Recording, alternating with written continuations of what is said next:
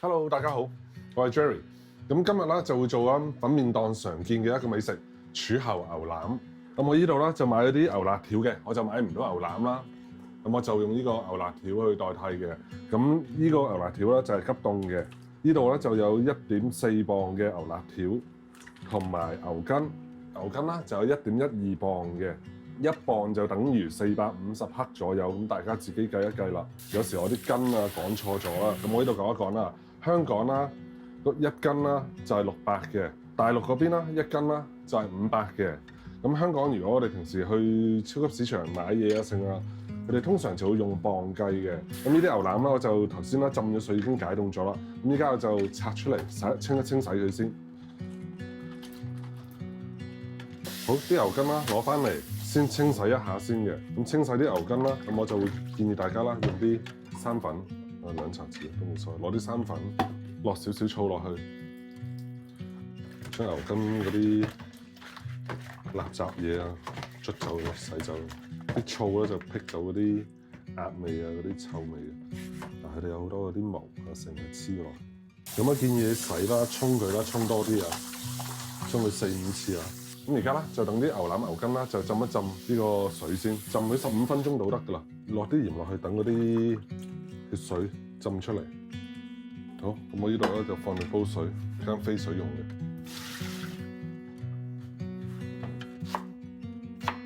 蒜頭啦，唔使切碎噶啦，成粒就得噶啦。葱頭啦，我就落1到2個就 OK 噶啦。好啦，咁啲牛腩牛筋咧都浸咗15分鐘左右啦。咁啦，依家咧就準備啦，攞去飛水噶啦。咁我就切大概1寸長左右嘅每一嚿。咁如果你話去香港啲粉麵鋪啦，老字號嗰扎啦，通常就細嚿啲嘅啲牛腩。好，咁而家咧就將啲牛孖筋、牛腩、葱放入去凍水飛水，另外放多1-2片薑，加少少白酒。咁繼續開始之前咧，我都會講一講啦。牛筋啦，如果就咁炆啦，你係冇辦法炆得佢腍。咁如果咧你係正常屋企嗰種方法去炆啦，用大煲去炆啦，就分分鐘啦，你要炆成2-3個鐘、4個鐘以上嘅。咁我自己試過啦，用呢啲港女煲去炆啦，我炆咗好耐啦，個牛筋啦都唔會腍嘅。所以咧，我建議大家啦，如果想個牛筋炆得腍啲啦，就用個壓力煲去壓一壓佢啦，就會好好多噶啦。一間水滾咗大概5分鐘到，我就會攞啲牛腩出嚟㗎啦。咁啲牛筋啦，我就會繼續啦，由得佢啦，飛水啦，飛多15分鐘先嘅。啲牛腩啦就飛咗水5分鐘啦，咁我就將啲牛腩啦攞出嚟先，牛腩全部攞出嚟，啲牛筋我就唔攞。好啦，咁啲牛腩啦就沖一沖走啲表面上嗰啲血水佢啦，都係。好啦，咁而家啲牛筋飛完水啦，咁我就攞出嚟清洗一下先。咁依家我就唔會切佢噶啦，我就等一間炆到佢腍晒嘅時候先去切噶啦。好啦，咁而家啦，我哋將呢啲牛筋啦放入個壓力煲嗰度，然後咧就高壓佢45分鐘度。咁我抌啲葱，抌啲薑，加水，一定要蓋過啲牛筋佢啊，少少豉油入去，俾翻個底味佢，都加少少酒。咁我呢度都會倒1茶匙到嘅，即係1湯匙到嘅，就將呢煲嘢煲佢45分鐘，啲氣開始走出嚟嘅時候啦，你就要開翻細火。咁因為我炆嘅量比較少啦，大約1斤牛腩啦，咁啦香料啦我就唔會放太多啦，8個1粒，桂皮、甘草，有啲花椒，有啲香葉，另外啦就會有1粒冰糖嘅。呢個就係香料啦，咁我就唔會落太多啦，柱侯味啦就會俾啲香料啦揞晒嘅。醬汁方面啦，我就會當然會用呢個柱侯醬啦。另外我會加啲磨豉醬同埋一啲南乳嘅，用一嚿大概好似腐乳咁大個 size 就得噶啦。繼續開之前我都講一講先啦，主要嘅味道啦都係柱侯醬嘅。咁啦，你可以落黃豆醬啊、豆豉醬啊，甚至海鮮醬啊、叉燒醬啊都得嘅。咁我咧就用呢個磨豉醬去做，呢個其實就係大豆醬嚟嘅。咁我呢度就用1茶匙柱侯醬啦，我就會落2茶匙南乳啦，我就會用1/4嚿嘅。咁我啦就用1/4嚿就得噶啦，腐乳咁大嚿就 OK 噶啦，唔使全部噶啦。如果太多嘅話，就變咗南乳豬手嗰隻味噶啦，咁樣就夠噶啦。攞多嚿俾 coffee 俾多嚿你啦。大家平時去啲粉麵檔啦，食牛腩多定係雲吞麵多啊？不妨喺留言嗰度寫低俾我。咁第一樣嘢啦，落啲油，油落多少少啊，3湯匙到嘅油。先爆香啲薑，啲薑一定要爆香。咁用不鏽鋼煲嘅話啦，記住啦 ，keep 住中火。咁啲薑啦，出咗香味啦，變咗啡啦，開始。咁啊，依家啦就加埋啲蒜頭入去先，紅葱頭落去，炒香佢。啲香料啦，一出晒香味啦，咁你就可以將啲醬料啦倒埋入去噶啦。咁你炒到啦啲醬料啦勻勻咗之後啦，你聞到個香味啦，就可以準備啦，加啲牛腩入去噶啦。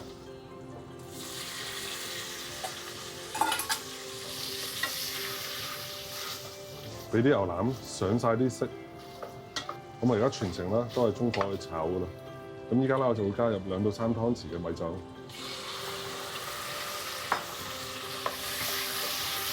，glaze 一下個底嘅。咁啲酒精一揮發啦，我就將粒冰糖加埋入去。咁我呢度就加水啦，開始。咁我就加大概800毫升嘅水。咁頭先呢啲黐喺個匙羹啲醬汁啦，都唔好嘥。最後一步啦，就係將呢個香料啦放埋入去。咁依家啦，水滾，冚蓋，轉細火。咁我依個大概燜個半鐘到2個鐘度啦，正常都腍晒噶啦。咁而家啦，啲牛筋啦都燜咗大約有45分鐘噶啦。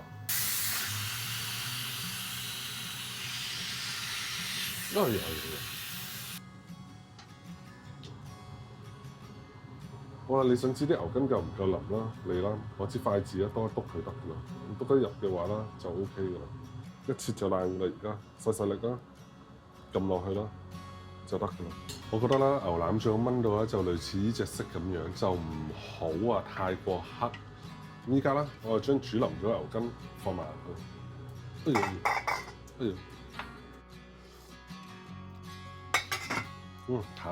淡嗰啲唔緊要啊，臨尾我收汁啦，個汁就會濃翻啲噶啦。好啦，咁而家啲牛筋牛腩啦，基本上都應該燜好噶啦。咁而家就睇睇係點，都係照舊啦。你想佢入味啲啦，煮完之後浸佢，攤凍咗之後啦，放雪櫃啦，就放佢過夜，等佢浸住喺啲汁入邊啦，咁佢就會更加入味噶啦。試下呢個牛腩。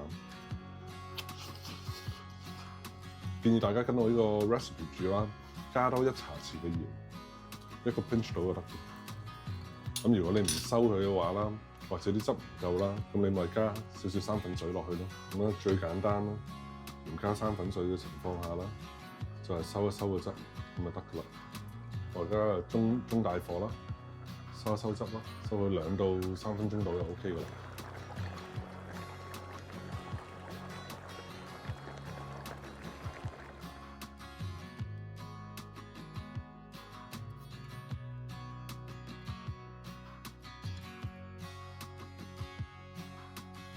煮後牛筋牛腩完成，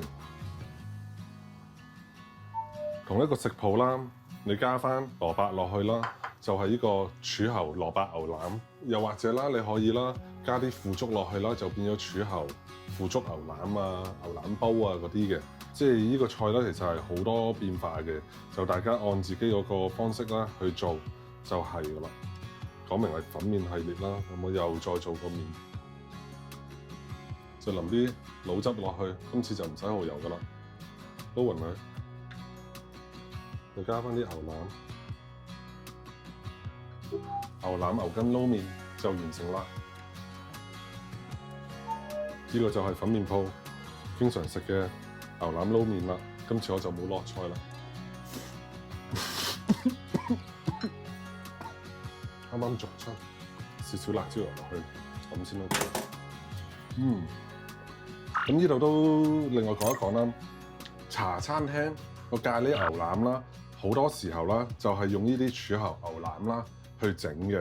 佢哋只不過咧就將啲牛腩剝咗出嚟啦，就另外啦整個咖喱汁啦，撈落去煮一煮佢俾你嘅。所以點解啦？之前啦，我做過咖喱牛腩啦，我就話我唔中意加柱侯入去啦，就係咁解嘅。所以點解有啲人做呢個咖喱牛腩會加柱侯醬，就係咁解。不過啦，我就建議啦，大家唔好將咖喱同埋柱侯混埋一齊，因為係真係唔好食嘅。咁我依排就做咗呢個雲吞麵、雲吞湯、鳳城水餃、牛筋牛腩、京都炸醬麵、南乳豬手等等。基本上啦，你香港啊嗰啲雲吞麵店啊做嗰啲美食啊都有晒㗎啦。咁呢個粉麵系列啦，就暫時啦就會暫停一下㗎啦，因為我依排啦食呢啲粉麵啦都真係食到好怕。未做嗰啲 video 啦，就仲有呢個清湯腩啊或者牛雜嗰啲嘅。咁牛雜我應該冇咁快做㗎啦，都如上次所講。因為一買太多材料，咁我就未必會做嘅。清湯腩應該會快啲㗎啦。咁就大家記得點個 like 俾我，下期見啦，拜拜。